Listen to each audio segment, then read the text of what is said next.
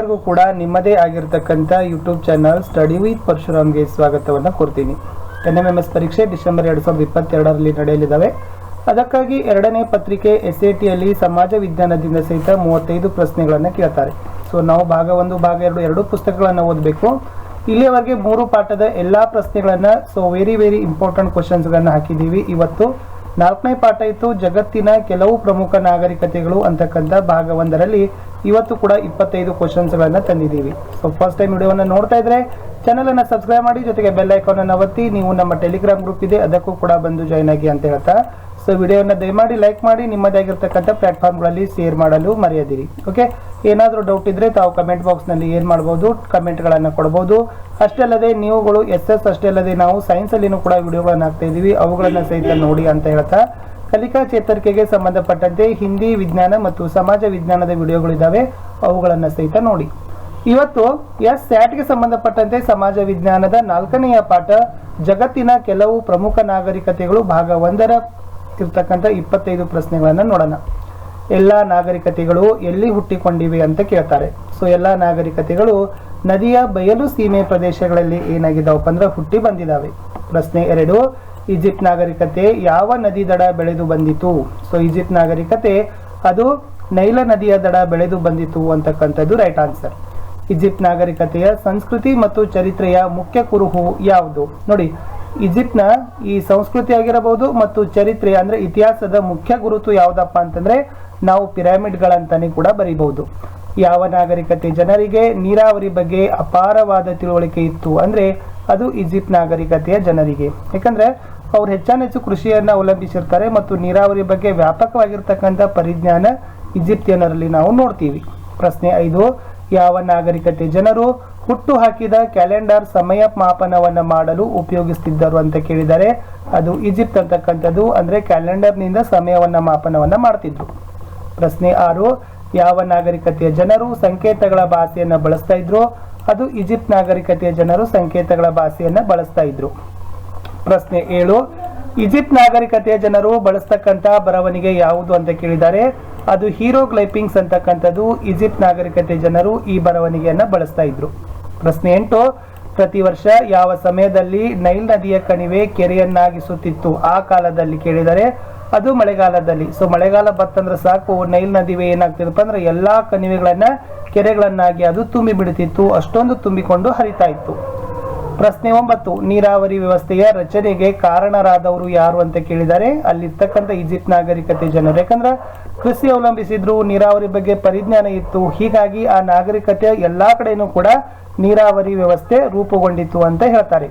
ಪ್ರಶ್ನೆ 10, ಈಜಿಪ್ಟ್ ನಾಗರಿಕತೆಯಲ್ಲಿ ಪ್ರಕೃತಿಯ ಸ್ಥಾನವನ್ನ ವಿವರಿಸಲು ಯಾವ ಸ್ಥಾನವನ್ನ ರೂಪಿಸಲಾಗಿತ್ತು? ನೋಡಿ, ಅಲ್ಲಿ ಪುರೋಹಿತರ ಕೆಲಸನೂ ಕೂಡ ಆಗಿತ್ತು. ಏನಪ್ಪಾ ಅಂದ್ರೆ ಪ್ರಕೃತಿಯ ಸ್ಥಾನವನ್ನ ವಿವರಿಸೋದು.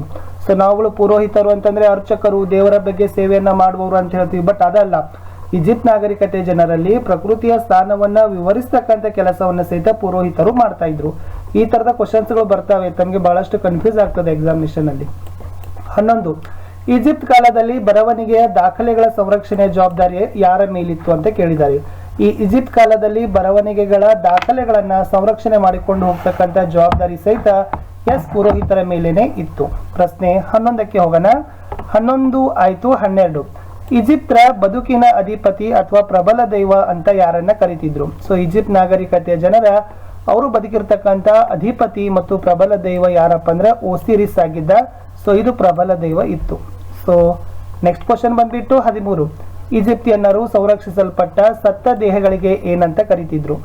ಸೊ ಈಜಿಪ್ಟ್ ನಾಗರಿಕತೆಯ ಜನರು ಸತ್ತಿರ್ತಕ್ಕಂಥ ದೇಹಗಳಿರ್ತಾವಲ್ಲ, ಮೃತ ದೇಹಗಳನ್ನ ಸಂರಕ್ಷಿಸಿ ಇಡ್ತಿದ್ರು. ಆ ಸತ್ತಿರ್ತಕ್ಕಂಥ ಮೃತ ದೇಹಗಳನ್ನ ಸಂರಕ್ಷಿಸಿ ಇಡ್ತಿದ್ರಲ್ಲ, ಅವುಗಳಿಗೆ ಅವ್ರು ಏನಂತ ಕರಿತಿದ್ರಪ್ಪ ಅಂದ್ರ ಮಮ್ಮಿ ಅಂತ ಕರಿತಿದ್ರು. ಪ್ರಶ್ನೆ 14, ಈಜಿಪ್ತಿಯನ್ನರ ವಾಸ್ತವಿಕ ನೆಲೆ ಯಾವುದಾಗಿತ್ತು ಅಂತ ಕೇಳಿದ್ದಾರೆ? ಸೊ ಈಜಿಪ್ತಿಯನ್ನರ ವಾಸ್ತವಿಕ ನೆಲೆ ಯಾವುದಾಗಿತ್ತಪ್ಪ ಅಂದ್ರೆ ಅದು ಸಮಾಧಿನೇ ಆಗಿತ್ತು. ಸೊ ಸಮಾಧಿ ಅಂತಕ್ಕಂಥದ್ದು ಸರಿಯಾದ ಉತ್ತರ ಇತ್ತು.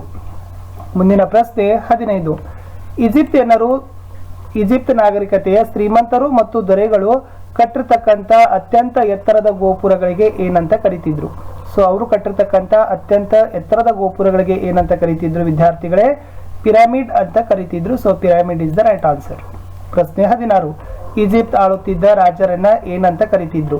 ಏನ್ ಈಜಿಪ್ತನ್ನ ಆಳ್ತಿದ್ರಲ್ಲ ಆ ರಾಜರಿಗೆ ಅವ್ರು ಏನಂತ ಕರಿತಿದ್ರಪ್ಪ ಅಂದ್ರ ಎಸ್ ಪ್ಯಾರೋ ಅಂತ ಕರಿತಿದ್ರು.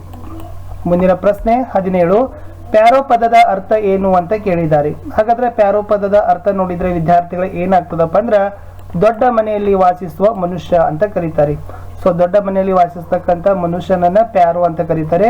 ಇದು ಪ್ಯಾರೋ ಶಬ್ದದ ಅರ್ಥ ಇತ್ತು. ಪ್ರಶ್ನೆ 18. ಈಜಿಪ್ಟ್ ಮೇಲೆ ದಾಳಿ ಮಾಡಿ 500 ವರ್ಷಗಳವರೆಗೆ ಆಳ್ವಿಕೆ ಮಾಡಿರ್ತಕ್ಕಂಥ ಮನೆತನದವರು ಯಾರು?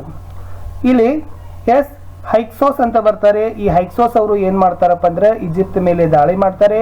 ಈಜಿಪ್ಟ್ ಮೇಲೆ ದಾಳಿ ಮಾಡಿ ಎಸ್ ಅಲ್ಲಿ 500 ವರ್ಷಗಳ ಕಾಲ ಆಳ್ವಿಕೆಯನ್ನ ಸಹಿತ ಇವರು ನಡೆಸಿಕೊಂಡು ಹೋಗ್ತಾರೆ. ಪ್ರಶ್ನೆ 19. ಹೈಕ್ಸೋಸರ ನಂತರ ಈಜಿಪ್ಟ್ನ ಯಾರ ಆಳ್ವಿಕೆಗೆ ಒಳಪಟ್ಟಿತ್ತು ಅಂತ ಕೇಳ್ತಾರೆ. ಸೊ ಹೈಕ್ಸೋಸ್ ಆಯ್ತು. ಈ ಹೈಕ್ಸೋಸ್ನ ಆಳ್ವಿಕೆ ನಂತರ ಆ ಈಜಿಪ್ಟ್ ಯಾರ ಆಡಳಿತಕ್ಕೆ ಒಳಪಟ್ಟಿತ್ತಪ್ಪ ಅಂದ್ರ ಅಸಿರಿಯಾದಲ್ಲಿ ಒಬ್ಬ ರಾಜ ಇದ್ದ. ಆ ಅಸಿರಿಯಾದ ರಾಜ ಯಾರಪ್ಪ ಅಂದ್ರ ಸಾರ್ಡನ್ ಫಲ್ಲಸ್ ಅಂತಕ್ಕಂಥದ್ದು. ಈ ಸಾರ್ಡನ್ ಫಲ್ಲಸ್ ಈತನ ಆಳ್ವಿಕೆಗೆ ಅದು ಏನಾಯ್ತಪ್ಪ ಅಂದ್ರೆ ಈಜಿಪ್ಟ್ ಒಳಪಟ್ಟಿತ್ತು. ಯಾರ ನಂತರ? ಎಸ್ ಹೈಕ್ಸೋಸರ ನಂತರ. ಪ್ರಶ್ನೆ 20. ಸಾಮಾನ್ಯ ಶಕ ಪೂರ್ವ 4ನೇ ಶತಮಾನದಲ್ಲಿ ಪರ್ಷಿಯಾವನ್ನ ವಶಪಡಿಸಿಕೊಂಡವರು ಯಾರು? ಸಾಮಾನ್ಯ ಶಕ ಪೂರ್ವ 4ನೇ ವರ್ಷದಲ್ಲಿ ಪರ್ಷಿಯಾವನ್ನ ವಶಪಡಿಸಿಕೊಂಡ ದೊರೆ ಅಲೆಕ್ಸಾಂಡರ್ ಅಂತ ಏನ್ ಮಾಡ್ತಾರೆ ಹೇಳ್ತಾರೆ. ಪ್ರಶ್ನೆ 21. ಅಲೆಕ್ಸಾಂಡರ್ನ ಸೇನಾಪತಿ ಯಾವ ರಾಜಮನೆತನವನ್ನ ಸ್ಥಾಪಿಸಿದನು? ಅದನ್ನ ಟೋಲೆಮಿ ಅಂತ ಕರೀತಾರೆ. ಈ ಟೋಲೆಮಿ ಅಂತಕ್ಕಂಥ ರಾಜಮನೆತನವನ್ನ ಅಲೆಕ್ಸಾಂಡರ್ನ ಸೇನಾಪತಿ ಏನ್ ಮಾಡ್ತಾನಪ್ಪ ಅಂದ್ರೆ ಕಟ್ತಾನೆ. ಪ್ರಶ್ನೆ 22. ಅಲೆಕ್ಸಾಂಡರ್ ನಿರ್ಮಿಸಿದ ನಗರ ಯಾವುದು? ಅಲೆಕ್ಸಾಂಡರ್ ಕಟ್ಟಿರ್ತಕ್ಕಂಥ ನಗರ ಯಾವ್ದಪ್ಪ ಅಂದ್ರೆ ಅದು ಅಲೆಕ್ಸಾಂಡ್ರಿಯಾ ಅಂತ ಕರೀತಾರೆ. ಸೊ ಇದು Alexandria is the right answer. 23. ಈಜಿಪ್ಟ್ನ ಕಡೆಯ ರಾಣಿ ಯಾರು ಅಂತ ಕೇಳ್ತಾರೆ. ನೆನಪಿಟ್ಕೊಡ್ರಿ, ಈ ಕ್ವಶನ್ ತುಂಬಾನೇ ಇಂಪಾರ್ಟೆಂಟ್ ಇದೆ. ಈಜಿಪ್ಟ್ನ ಕಡೆಯ ರಾಣಿ ಯಾರಪ್ಪ ಅಂದ್ರ ಕ್ಲಿಯೋಪಾತ್ರ ಅಂತ ಕರೀತಾರೆ. ಈ ಕ್ಲಿಯೋಪಾತ್ರ ಈಜಿಪ್ಟ್ನ ಕಡೆಯ ರಾಣಿ ಆಗಿದ್ಳು. 24. ಈಜಿಪ್ಟ್ ದೇಶವನ್ನ ರಕ್ಷಿಸಲು ಪ್ರಯತ್ನ ಪಟ್ಟವರು ಯಾರು? ಯಾಕಂದ್ರೆ ಈ ಕ್ಲಿಯೋಪಾತ್ರನ ಏನಾಗಿರ್ತಾಳಪ್ಪ ಅಂದ್ರೆ ಕಡೆಯ ರಾಣಿ ಆಗ್ತಾಳೆ. ಸೊ ಕೊನೆಯ ಸಮಯದಲ್ಲಿ ಈಜಿಪ್ಟ್ ದೇಶವನ್ನ ರಕ್ಷಣೆ ಮಾಡ್ಲಿಕ್ಕೆ ತುಂಬಾನೇ ಪ್ರಯತ್ನವನ್ನ ಪಡ್ತಾಳೆ ಕ್ಲಿಯೋಪಾತ್ರ ರಾಣಿ. ಮುಂದಿನ ಪ್ರಶ್ನೆ 25 ಹಾಗೂ ಕಡೆಯ ಪ್ರಶ್ನೆ. ಸೊ ದಯಮಾಡಿ ವಿಡಿಯೋನ ಲೈಕ್ ಮಾಡಿ ಹಾಗೂ ನಿಮ್ಮದೇ ಆಗಿರ್ತಕ್ಕಂಥ ಪ್ಲಾಟ್ಫಾರ್ಮ್ಗಳಲ್ಲಿ ಇದನ್ನ ಶೇರ್ ಮಾಡಲು ಮರೆಯದಿರಿ. ಪ್ರಶ್ನೆ ಇತ್ತು, ಸೀಸರ್ನ ಉತ್ತರಾಧಿಕಾರಿ ಸಂಬಂಧಿ ಯಾರು ಅಂತ ಕೇಳಿದ್ದಾರೆ. Augustus is the right answer. So ಇಲ್ಲಿವರೆಗೆ ನಾವು ಈಜಿಪ್ಟ್ ನಾಗರಿಕತೆ ಮೇಲೆ 25 ಕ್ವಶನ್ಸ್ ಗಳನ್ನ ನೋಡಿದ್ವಿ. ಸೊ ಮುಂದಿನ ವಿಡಿಯೋದಲ್ಲಿ ನಾವು ಮೆಸೊಪೊಟೇಮಿಯಾ ನಾಗರಿಕತೆಗೆ ಸಂಬಂಧಪಟ್ಟಂತೆ ಒಂದು 20ರಿಂದ 25 ಕ್ವಶನ್ಸ್ ಗಳನ್ನ ನೋಡೋಣ. ಹಿಂದಿನ ವಿಡಿಯೋಗಳನ್ನ ನೋಡಿ ಡೆಫಿನೆಟ್ ಆಗಿ ಇವುಗಳು ನಿಮ್ಮ ಎಕ್ಸಾಮಿನೇಷನ್ಗೆ ಹೆಲ್ಪ್ ಆಗ್ತವೆ ಅಂತ ಹೇಳ್ತಾ ಮತ್ತೆ ಸಿಗ್ತೀನಿ ನೆಕ್ಸ್ಟ್ ಪಾರ್ಟ್.